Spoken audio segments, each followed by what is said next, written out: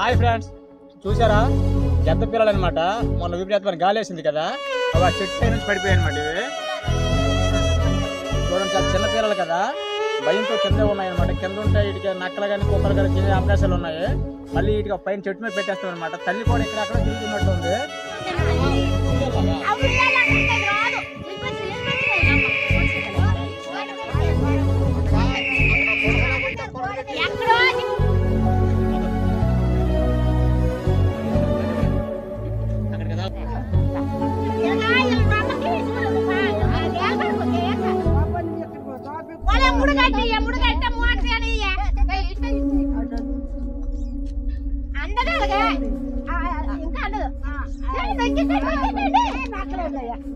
ఇంకా